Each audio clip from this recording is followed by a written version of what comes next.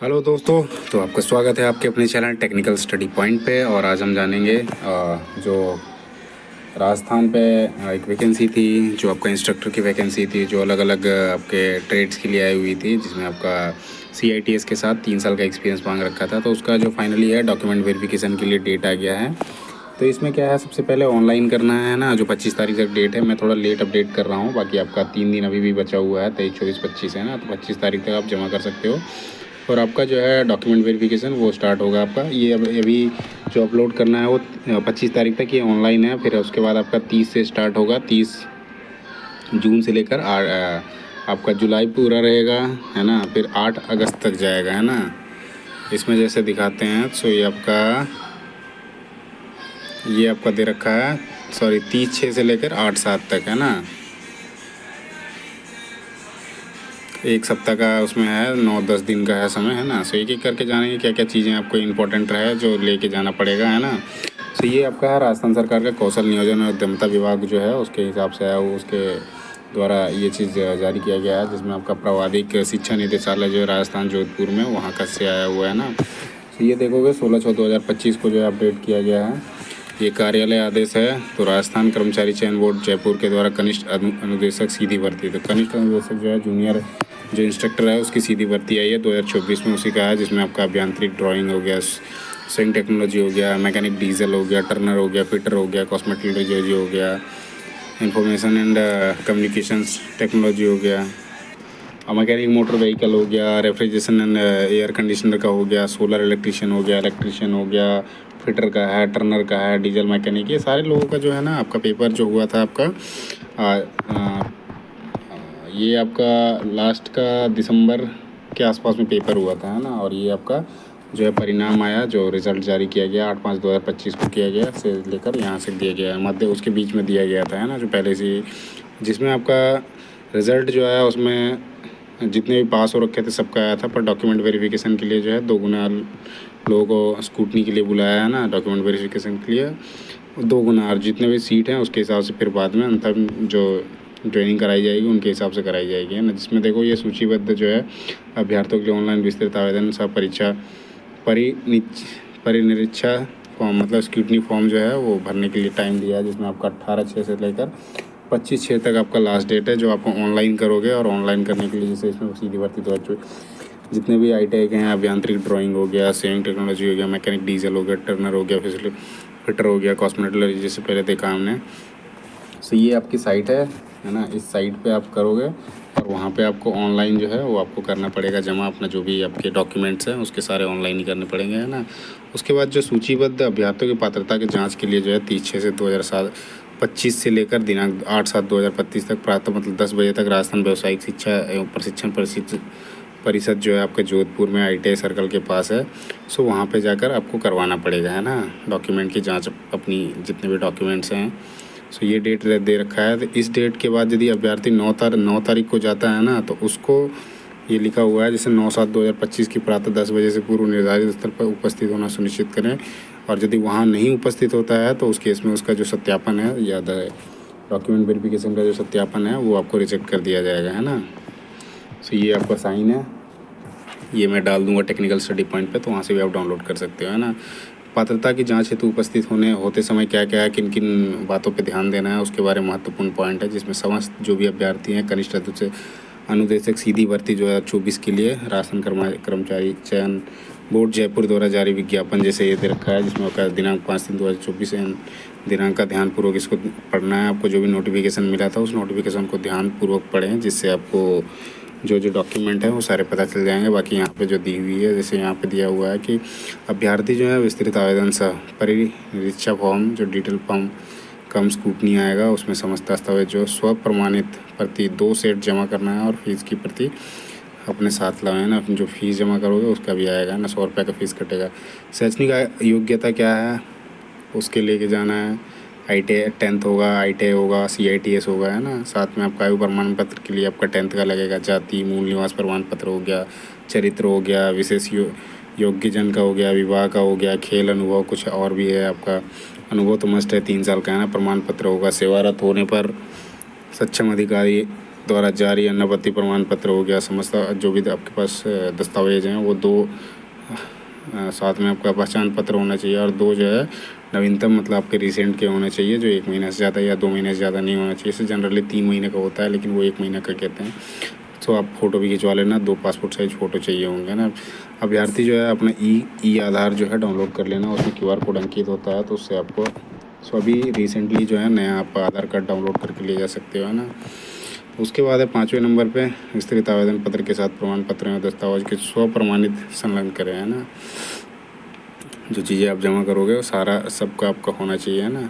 स्वप्रमाणित प्रति जो होता है वो आपको जमा करना है। 6ठा नंबर है जिन अभ्यर्थियों द्वारा ऑनलाइन विस्तृत आवेदन सब परीक्षा फॉर्म जो कम स्कूटनी तकनीकी कारणों से नहीं भरा गया है, वे अभ्यर्थी राजस्थान जो है कर्मचारी बोर्ड की वेबसाइट पर उक्त फॉर्म डाउनलोड कर प्रिंट लेकर उसमें सुनिश्चित प्रविष्टि कर 100 रुपये का पोस्टल जो है उसके द्वारा यहाँ पे भेजना है, जो ITI आपका हो वहाँ पे, है ना। दस्तावेज को सत्यापन हेतु उपस्थित हों। अच्छा, भेजने के साथ साथ आपका यदि स्कूटनी नहीं हो पाता है ऑनलाइन, तो आप उस चीज़ को प्रिंट आउट लेके आप जब डॉक्यूमेंट वेरिफिकेशन के लिए जाओगे तो उस टाइम पे वो लेके जाना है ना। अगला जो पॉइंट है 7वां नंबर विस्तृत आवेदन सब परिनिरीक्षा फॉर्म में वर्णित दस्तावेज के अतिरिक्त दस्तावेज सत्यापन के समय प्रस्तुत किए जाने वाले विभिन्न शपथ पत्र अन्य दस्तावेज का प्रारूप तथा अभ्यर्थी दिशा निर्देश संलग्न है। इसमें दिया हुआ है, ये आपका इसमें दिया हुआ है दस्तावेज सत्यापन हेतु विभाग नोडल अधिकारी जो है जिसके पास आपको दस्तावेज जो है सत्यापन कराना है, उसके लिए आपका नोडल अधिकारी का दूरभाष नंबर है। ये आपका संयुक्त निदेशक नोडल अधिकारी जो है आपका संयुक्त निदेशक प्रशिक्षण संस्थान सागा है। ये आपका इसको स्कैन करेगा तो वहाँ से मिल जाएगा, दूरभाष नंबर है, ये वेबसाइट है और निदेशालय कार्यालय है ना। क्या क्या लेके जमा करना है उस चीज़ का है। सूचीबद्ध अभ्यर्थियों की सूची, विभिन्न शपथ पत्र, दस्तावेज, अभ्यर्थियों दिशा निर्देश, बाकी ये सिग्नेचर कर रखा है उसके हिसाब से। फिर अगला देखेंगे जो क्रमांक संख्या लिख रखा है इसमें भर्ती का डॉक्यूमेंट वेरिफिकेशन का, इसमें भी डेट हुई है। तो क्या क्या चीज़ें हैं, प्रतिलिपि जो है निम्न को सूचनार्थ एवं आवश्यक कार्रवाई है, तो जैसे श्रीमान शासन सचिव, कौशल विभाग एवं उद्यमिता विभाग शासन सचिव उसके पास जाएगा। ये सारी चीज़ें हैं, कहाँ कहाँ जाएगा उसके बारे है ना।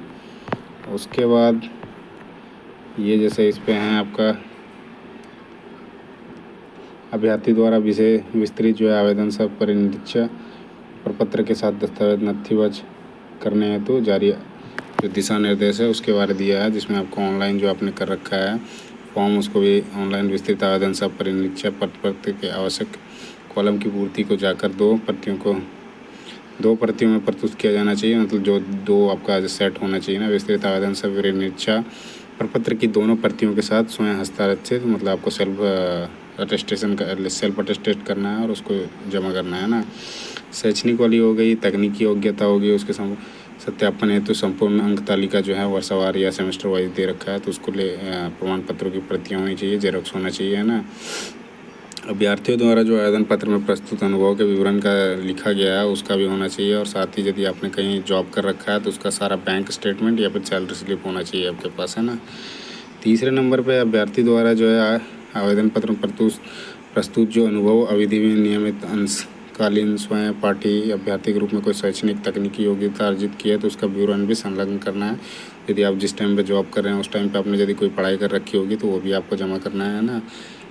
चौथे नंबर पे है यदि वो दिक्कतें आ रही है तो उस केस में मत करना है ना, क्योंकि बीच में इन्फ्रिंजमेंट आएगी तो उसमें दिक्कत करेगा, इसलिए।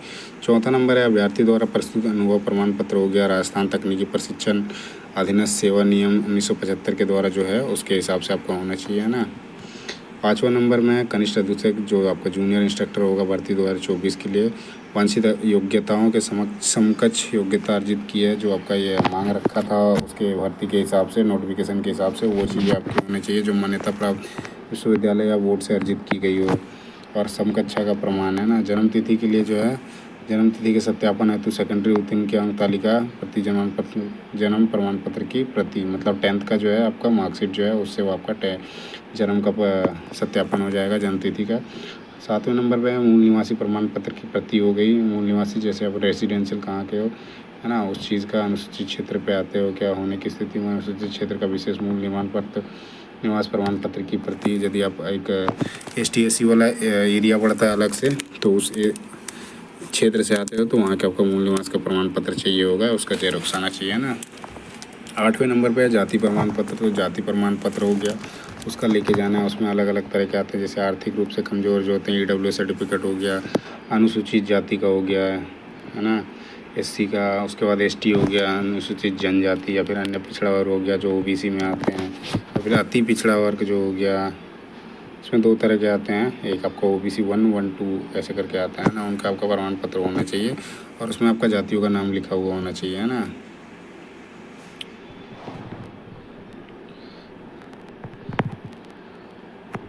उसके बाद है 9वां नंबर है दस्तावेज सत्यापन के समय हस्तलिपि बोर्ड वेबसाइट पर उपलब्ध प्रारूप अनुसार जांच हेतु हिंदी और अंग्रेजी भाषा में अभ्यर्थी द्वारा स्वहस्तलिखित पैराग्राफ अपलोड करें। मतलब इसमें क्या है ना, आपका सिग्नेचर कह रहा है, हिंदी में भी और इंग्लिश में भी होना चाहिए, है ना। उसके बाद 10 नंबर पे विस्तृत आवेदन में अपलोड की जाने वाली फ़ोटो एवं आवेदन में अपलोड की गई फ़ोटो समान होनी चाहिए। मतलब फ़ोटो जो आपने जो अपलोड किया था आवेदन करते समय, और वही चीज़ आप दोबारा जो करोगे वो चीज़ सेम होनी चाहिए, अलग अलग नहीं होना चाहिए ना। हस्ताक्षर आवेदन में किए गए हस्ताक्षर के समान होना चाहिए। जो आपने एप्लीकेशन किया था उसमें जो आपका एप्लीकेशन में जो आपने सिग्नेचर डाला था वही सिग्नेचर अभी डालना है ना। अन्य प्रमाण पत्र में जैसे लागू होता है तो जो विधवा महिलाएं या फिर जिनके पति डेथ हो गए हैं, जैसे मृत्यु प्रमाण पत्र लेके जाना होगा उनको, है ना, जिसमें नाम स्पष्ट अंकित हो कि उप श्रेणी में जो अभ्यर्थी हैं या साक्षी के रूप में मृत्यु प्रमाण पत्र लेंगी, और या विवाह जो है पंजीकरण प्रमाण पत्र अथवा पति पत्नी की कोई संयुक्त ID, राशन कार्ड हो गया, आधार कार्ड हो गया, वोटर कार्ड हो गया, कोई भी ऐसे जिससे आपका जो महिलाएं हैं जो सेलेक्ट हुए हैं उनके लिए, और महिलाओं में भी जो विधवा हैं उनके लिए ये इम्पोर्टेंट पॉइंट है ना। उसमें B नंबर दिया हुआ है परित्यक्ता, है ना। महिलाओं के मामले में सक्षम न्यायालय द्वारा जारी डिग्री के प्रति जो भी आपने कर रखा है उसके हिसाब से, फिर यदि आपका तलाक हो रखा है तो उसका आपका लेके जाना है। बाकी ये चीज़ें तो है, जनरल नहीं है। C में देखते हैं तो इसमें निःशक्त जन के मामले में सक्षम चिकित्सा पदाधिकारी मेडिकल बोर्ड द्वारा प्रदत्त होना चाहिए, और 40%, मतलब जो निःशक्त हो गया, दिव्यांग के बारे कह रहा है, जो डिजेबिलिटी हैं, फिजिकल हैंडीकैप में आते हैं, उनका 40% से कम का नहीं होना चाहिए, है ना, सर्टिफिकेट में। D नंबर पे है जो उत्कृष्ट खिलाड़ी हैं, जो भी आपके खिलाड़ी हैं, जिसमें आपका क्या दिनांक दे रखा है इसमें, इस डेट के बीच में जो भी आपने जैसे गोल्ड मेडल कहीं के जीत रखा होगा तो उस चीज़ की प्रमाण पत्र आपको लेके जाना होगा, है ना, क्योंकि स्पोर्ट कोटे से भी सीट थी तो उसके हिसाब से भर रखा होता है, वो भी चाहिए होगा। जो आपके एक सर्विसमैन है उनके लिए भी है, डिस्चार्ज वाली डायरी होती है या फिर NOC जो है वो आपको देना पड़ेगा, है ना।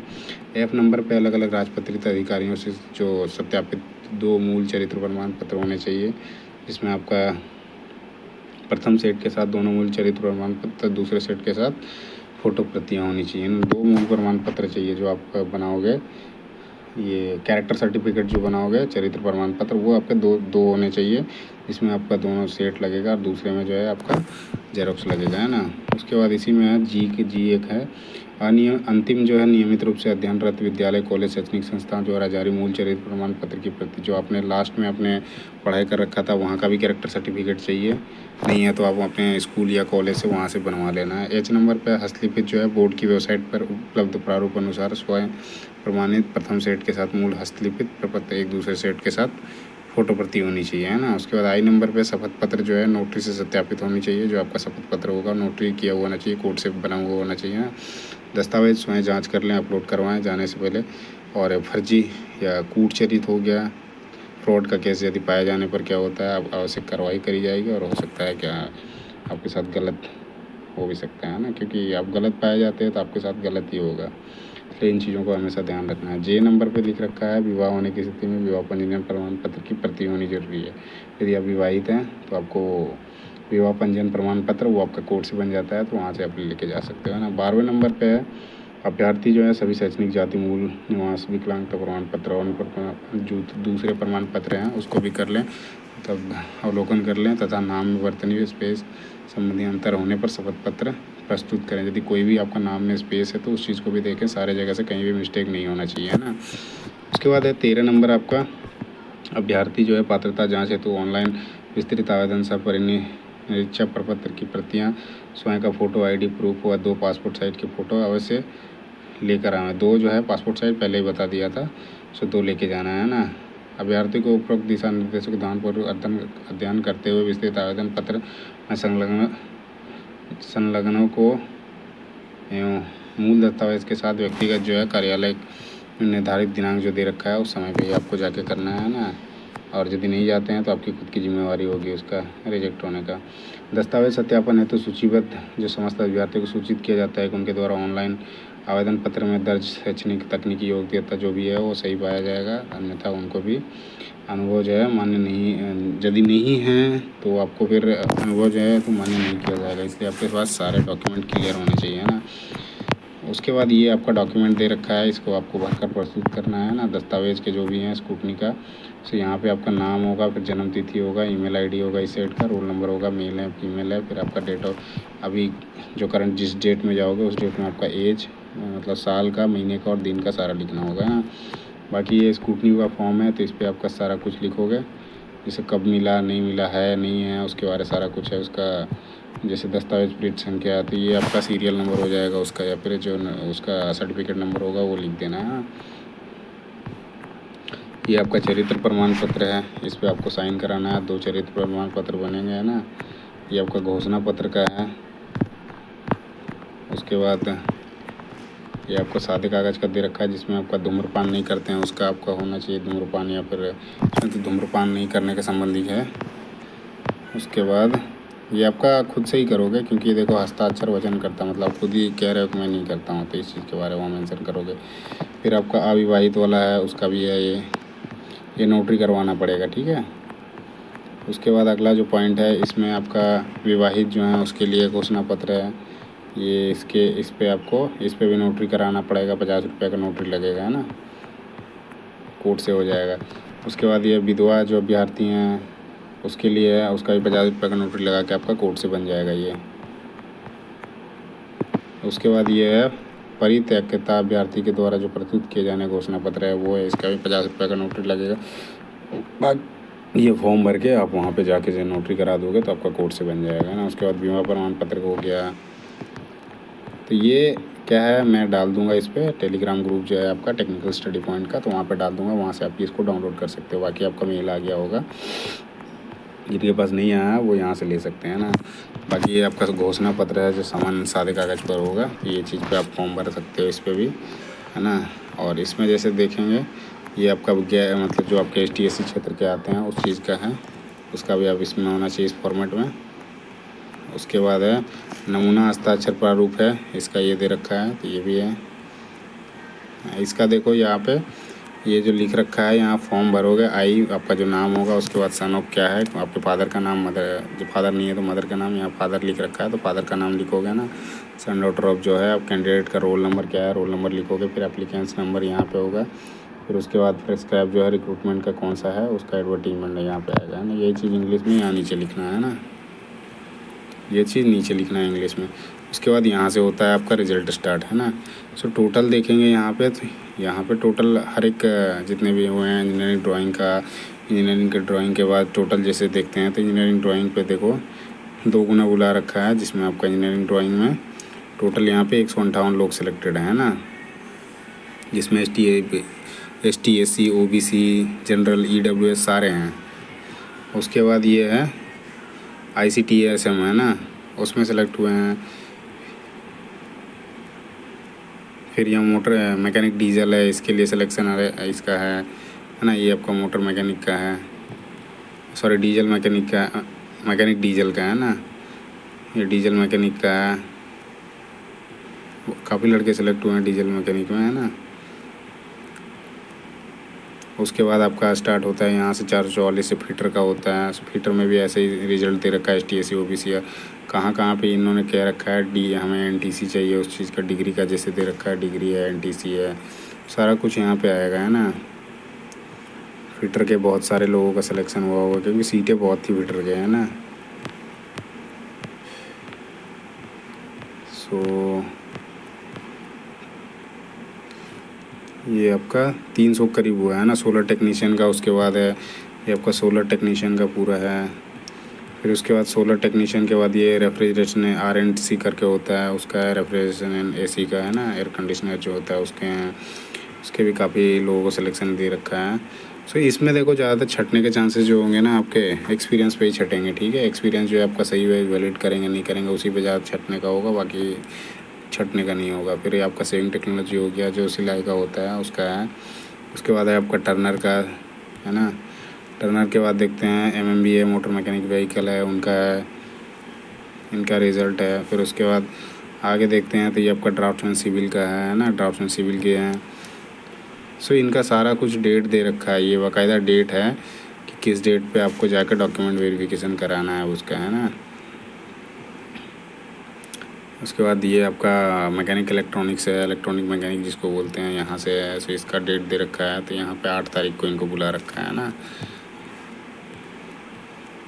उसके बाद आपका ये मैकेनिक इलेक्ट्रॉनिक्स का ये 8 तारीख को है हाँ। तो मैकेनिक इलेक्ट्रॉनिक्स जो है वो लास्ट डे में होगा उसका। टोटल जो सिलेक्शन हुआ है आपका 1302 लोगों का हुआ है ना। सो बस इतना ही करते हैं इस वीडियो में। हाँ, वीडियो अच्छा लगे तो वीडियो को लाइक करो, चैनल को सब्सक्राइब करो, साथ ही अपने दोस्तों के साथ शेयर करना ना भूलें। धन्यवाद, जय हिंद।